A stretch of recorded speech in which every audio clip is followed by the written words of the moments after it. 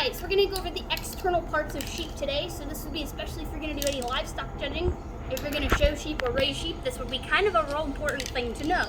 Or if you want to sound like you're a good stock person, you should probably study your parts a little bit. So, we're going to go over the outside parts of the sheep. She's going to get a little fun coloring just for kicks and giggles. So, old Beth Dutton here, she doesn't care. She's a retired show sheep. She's just kicked out in the pen now for brooding. So, we're going to make her look fun in the process. So we're going to start up here on the top part of the head.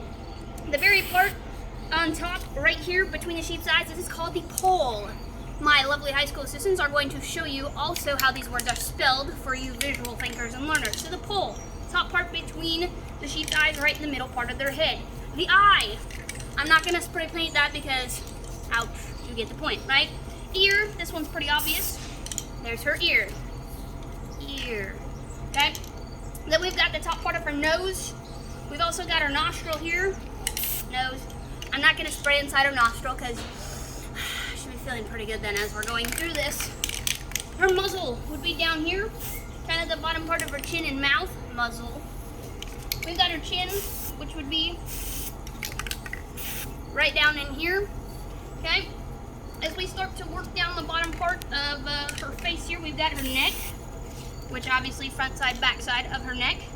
As we work our way down, here's kind of the top part of the shoulder.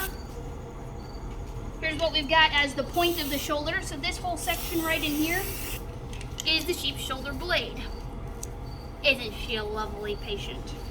Or lovely, we'll call her Vanna White or something. Anyway, as we work our way down the sheep's front leg here, this part would be considered the forearm. I don't know if we have a card for that. I think we do somewhere.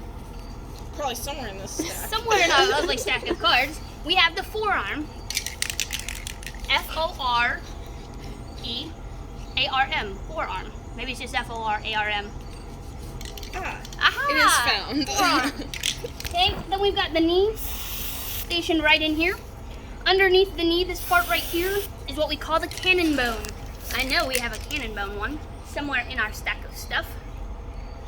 Oh gosh. Yeah. As we're going, okay, we've got this joint. Now she's kind of halfway fuzzy-ish. Joint that's right down here. That is what we call the pastern. And then right back here we've got the dew claw. I don't know if you can see that really well. And then obviously her hoof is down here at the bottom. As we start to work our way back in the sheep, this lovely section right here would be our ribs, okay, or rib cage.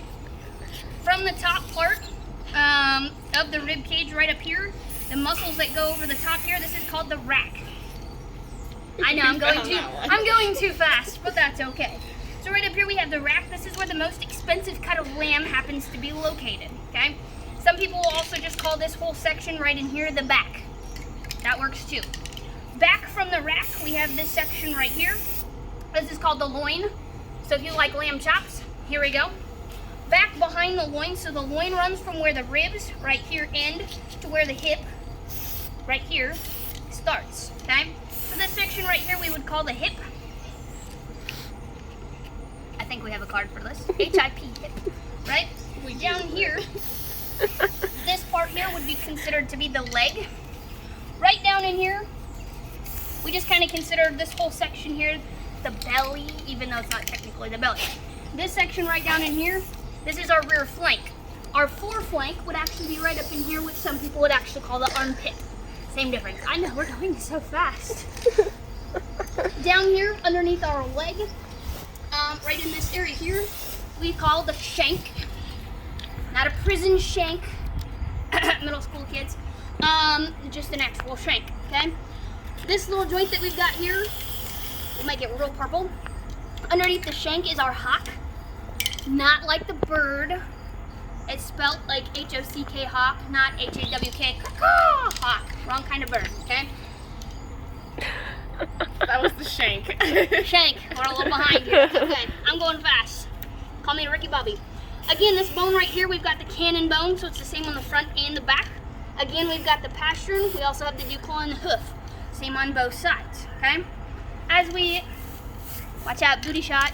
As we flip this sheep around, right up here, that lovely purple spot that's running now, that's the dock. Hey, this is PG-13. right here, that's where the tail was banded or removed. You'll notice the sheep does not have a tail.